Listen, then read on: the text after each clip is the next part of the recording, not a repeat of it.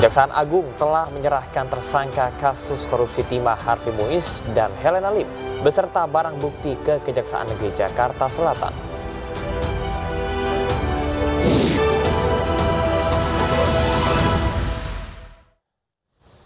Pemirsa, terima kasih Anda masih di iNews Pagi bersama dengan saya Camar Heda dan Yasmin Atania. Demikian tadi adalah berita pilihan dalam iNews Pagi hari ini. Kita akan ke informasi selanjutnya. Pemirsa, Kejaksaan Agung telah menyerahkan tersangka kasus korupsi timah Harvey Muiz dan Helena Lim beserta barang bukti ke Kejaksaan Negeri Jakarta Selatan. Selanjutnya kedua tersangka akan segera disidang.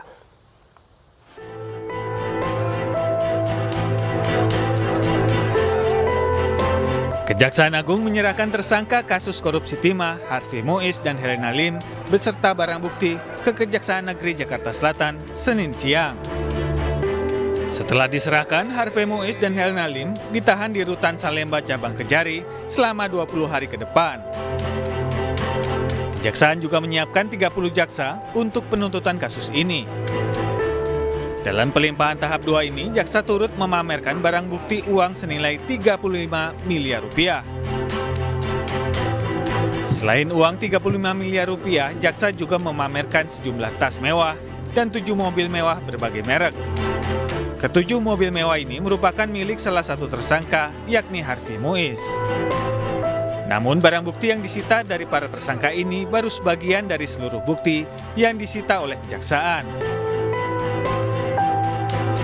Jajaran Jampitsus menyerahkan tersangka dan barang bukti atas dua tersangka yang pada waktu lalu telah dinyatakan lengkap.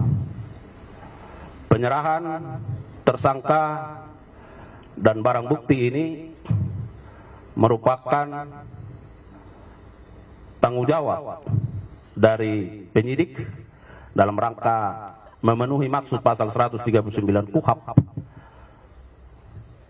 Tentu penuntut umum pada Kejaksaan Negeri Jakarta Selatan akan melakukan pemeriksaan terhadap kebenaran identitas dan formalitas tersangka dan barang bukti.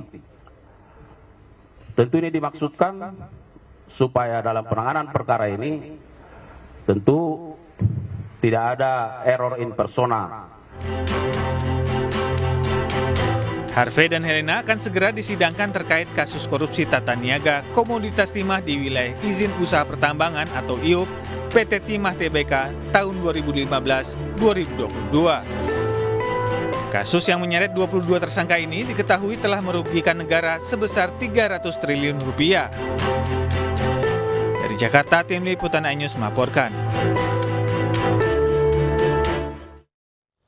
Kita ke informasi lain, pemirsa. Tamara Samara meneriaki Yuda Arfandi pembunuh di ruang sidang. Tidak hanya di dalam ruang sidang, artis sinetron itu juga kembali meluapkan emosinya dengan meneriaki keluarga Yuda di luar gedung usai sidang pembacaan eksepsi atas kasus sidang pembunuhan putranya Dante. Pembunuh! Tamara Samara tampak tak bisa menahan emosinya setelah sidang eksepsi Yuda Arfandi. Tamara menunjukkan kekesalan dengan meneriaki mantan kekasihnya Yuda dengan kata pembunuh dalam sidang di Pengadilan Negeri Jakarta Timur Senin siang. Tak cukup sampai di situ, ibunda Dante itu juga kembali meluapkan kekesalannya dan berteriak di luar sidang kepada keluarga Yuda. Teman-teman saya terus di sosmed tuh berani Allah yang balas ya, Allah yang balas, semoga anakku di sosmed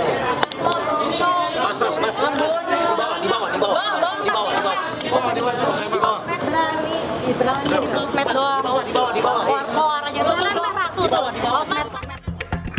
Tamara mengatakan tak kuasa menahan emosi lantaran keluarga mantan kekasihnya hingga kini tak ada niat baik, bahkan kerap menyerangnya di media sosial. Benar-benar bersyukur ya, bersyukur banget eksepsinya ditolak ya tadi. Alhamdulillah ini doa kita sama ini gitu. Akhirnya proses persidangannya tetap lanjut. Gitu. Nggak mungkin nggak emosi loh. Apa yang disampaikan dari keluarga? Oh itu yang tadi itu. Soalnya setiap aku update apapun selalu dikomen sama dia. Nah, kebetulan ada orangnya ketemu, kenapa nggak ngomong langsung? Kenapa tadi dalam malah diem terus adanya kabur gitu, malah keluar. Tadi Dan tadi tantenya, tapi terlalu di sosmed terlalu neken aku banget. Banyak deh Mbak, pokoknya abis posting apa di komen, terutama yang tadi tuh, yang kerudung biru itu. Makanya tadi aku emosi banget lihat. Dari hasil sidang sendiri, Majelis Hakim menilai surat dakwaan yang disusun jaksa penuntut umum telah memenuhi syarat formil dan material. Dengan demikian, keberatan dari Yuda Arfandi tak dapat diterima, sehingga sidang berikutnya adalah sidang pemeriksaan saksi. Dari Jakarta, Tim Liputan iNews melaporkan. Pemirsa, meninggalnya Dante, anak artis Tamara Tiasmara di Duren Sawit, Jakarta pada 27 Januari lalu sempat menggemparkan publik. Pasalnya korban dibenamkan sebanyak 12 kali di kolam renang oleh tersangka Yuda Arfandi yang merupakan kekasih ibunya sendiri.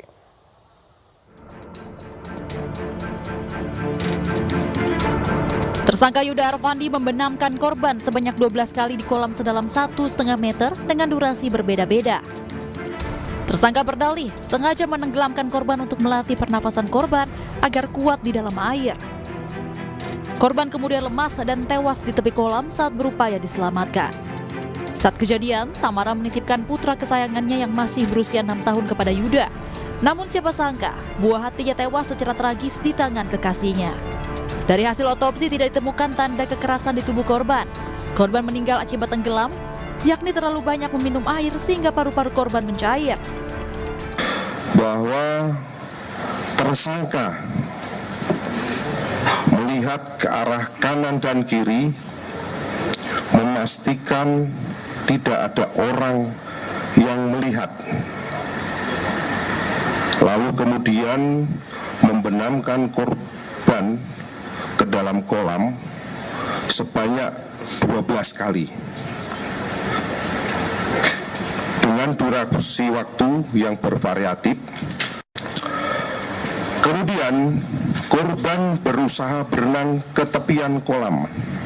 Namun tersangka melakukan gerakan yang mencurigakan sehingga korban tidak dapat meraih ke tepi kolam. Tersangka beberapa kali membenamkan tubuh daripada korban ke dalam kolam dewasa yang kedalamannya adalah 150 cm. Kasus kematian Dante ini masih menjadi sorotan publik dan masih menjalani proses persidangan. Dari Jakarta, Tim Liputan iNews melaporkan. Pemirsa, Jessica Wongso, terpidana kasus pembunuhan Wayan Mirna Salihin, akan mengajukan peninjauan kembali ke Mahkamah Agung. Rencananya PK akan dilakukan pada pekan pertama bulan Agustus.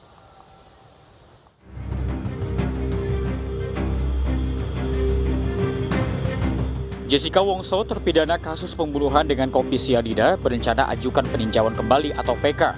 Bahkan sejumlah bukti baru atau novum pun telah disiapkan untuk buktikan Jessica tidak bersalah. Berikut pernyataan kuasa hukum Jessica, Otto Hasibuan, dalam acara Rakyat Bersuara di iNews. Ini karena beberapa waktu ini saya agak sibuk dengan kasus untuk buat PK Jessica yang saya masukkan minggu depan.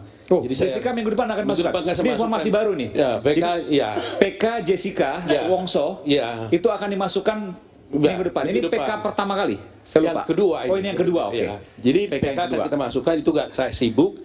Nah, tapi boleh bocorkan sedikit. Bukti barunya apa? Wah, cukup banyak. Nanti kita bicara soal itu lagi. Khusus lagi soal itu lagi kan.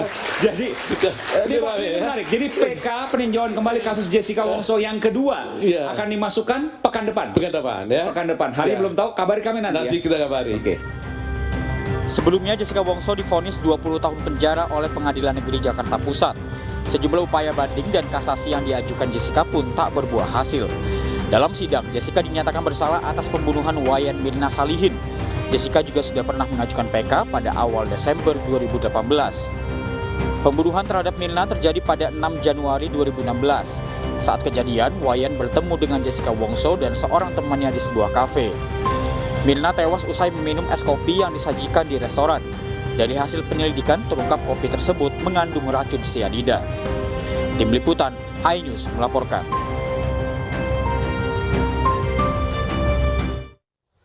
Kepala Kantor Staf Presiden KSP Muldoko memastikan pelaksanaan HUT ke-79 Kemerdekaan Republik Indonesia di Ibu Kota Negara IKN Nusantara masih sesuai rencana. Hal ini disampaikan dalam kesempatan rapat koordinasi penutupan penyelesaian konflik sosial di Pulau Haruku, Provinsi Maluku di Gedung Bina Graha, Jakarta. Muldoko mengatakan Presiden Joko Widodo akan segera mengecek langsung infrastruktur penunjang pelaksanaan HUT ke-79 RI di IKN dan akan mulai berkantor di ibu kota baru di Penajam Pasir Utara, Kalimantan Timur dalam waktu dekat. Sejauh ini perkembangan seluruh infrastruktur telah siap sebagai kantor Jokowi selama di IKN mendatang. Dalam perayaan HUT ke-79 Republik Indonesia, Joko Widodo akan didampingi Presiden terpilih periode 2024-2029 Prabowo Subianto di IKN.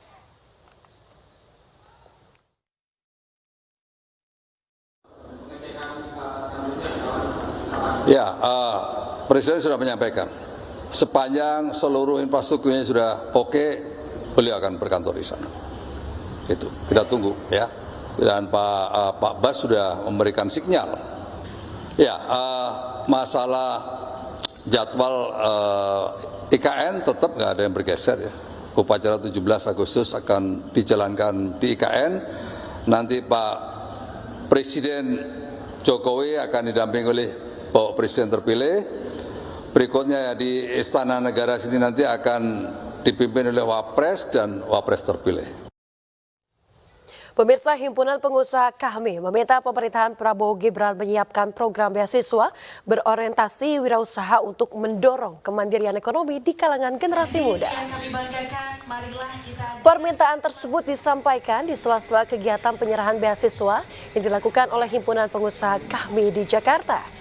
Beasiswa kewirausahaan tersebut diharapkan mencapai target terciptanya 1 juta wirausaha baru di tahun 2024.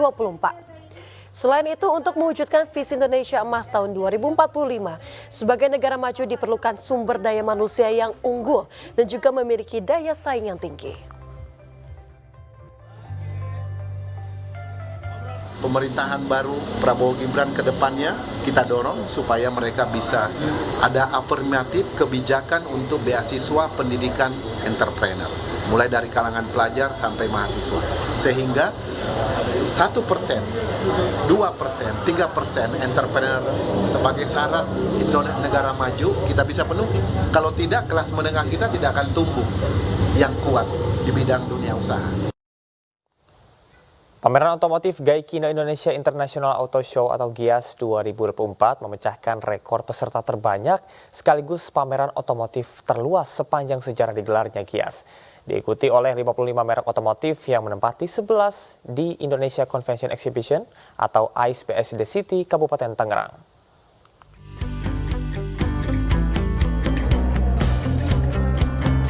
Pameran teknologi otomotif terbesar di Indonesia, Gaikindo Indonesia International Auto Show atau GIAS 2024 kembali digelar di ICE PSD City, Kabupaten Tangerang, Banten.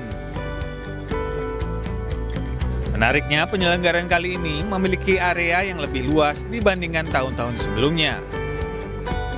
Area GIAS 2024 mencapai 120 meter persegi dengan menambahkan hall 11. Hal tersebut membuat GIAS 2024 menjadi pameran Gaikindo terluas sepanjang sejarah. Tidak cuma itu, gelaran tahun ini juga memecahkan rekor sebagai pameran dengan peserta terbanyak sepanjang sejarah GIAS. Pameran otomotif ini menghadirkan total 55 merek kendaraan bermotor dari berbagai negara. Ya, tahun ini GIAS memecahkan rekor ya. Tahun ini adalah pelaksanaan GIAS yang terluas sepanjang pelaksanaannya, yaitu 120.000 meter persegi, karena kita menambahkan satu hall lagi. Kita melihat hal ini terjadi karena adanya 55 brands kendaraan bermotor yang berpartisipasi pada pelaksanaan GIAS tahun ini, dan kita juga berbangga GIAS ini menjadi salah satu platform untuk launching produk. Kita bisa lihat kemarin ada lebih dari 50 kendaraan di launching pada pelaksanaan GIAS tahun ini. Jadi pengunjung GIAS 2024 dapat menyaksikan langsung penampilan eksklusif kendaraan terbaru dengan memesan tiket melalui aplikasi Auto 360 atau secara offline di tempat. Dari Kabupaten Tangerang, Banten, Hadisti Arifah, Muhammad Firmansyah, iNews melaporkan. Pemirsa, di tengah wacana pembatasan BBM bersubsidi, salah satu produsen kendaraan bermotor asal Jepang resmi meluncurkan mobil seri terbarunya. Menghadirkan teknologi karbon netral, mobil ini hadir dengan sistem elektrifikasi hybrid yang memberikan keleluasaan bagi konsumen.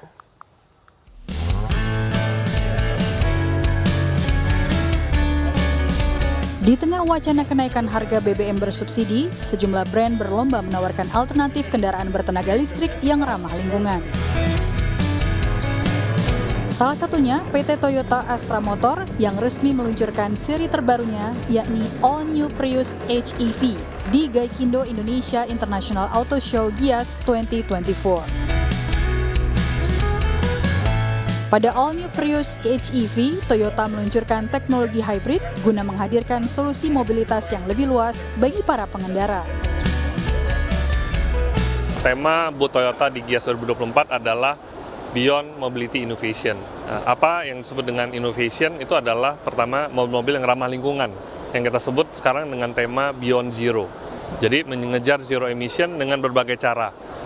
Mobil yang kita launch hari ini adalah Prius terbaru, the new generation. Dia ada dua tipe, yaitu hybrid, tapi ada juga yang plug-in hybrid. All New Prius HEV rencananya akan mulai dijual secara luas di Indonesia pada akhir tahun 2024 mendatang. Namun bagi para pengunjung Gias 2024 di ICE BSD dapat melakukan pemesanan lebih awal melalui bus Toyota hingga 28 Juli mendatang. Dari Kabupaten Tangerang, Banten, Elsia Kesi, Dede Rudi, iNews melaporkan.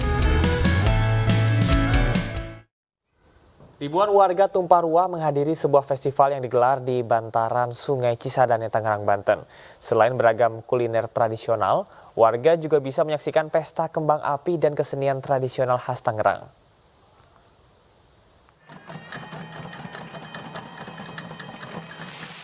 Pesta kembang api menghiasi malam pembukaan Festival Cisadane yang dihadiri ribuan warga Tangerang.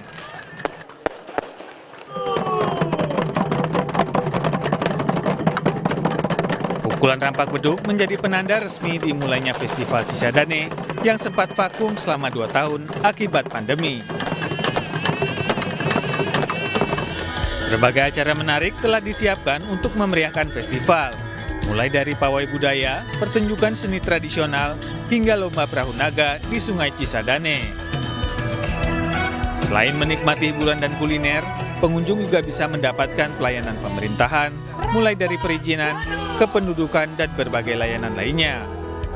Bisa membuka kembali Festival Cisadane tahun 2024 sebagai bagian dari upaya kita melestarikan nilai-nilai budaya, nilai-nilai sejarah Kota Tangerang. Untuk target pengunjung tentu kita berharap bisa sampai 10 ribuan dan saya kira di hari pertama saja udah penuh ya. Nah, jadi setiap hari 10 ribu ya, kita berharap kondisi di Kota Tangerang menjadi semakin ramai. Diharapkan dengan digelarnya festival yang telah berlangsung sejak tahun 1700-an, budaya dan sejarah di Kota Tangerang dapat terus lestari. Atlet renang putra Indonesia Jo Aditya Wijaya Kurniawan bertolak ke Perancis untuk mengikuti Olimpiade Paris 2024. iNews Pagi akan segera kembali. Usai jeda tetaplah bersama kami.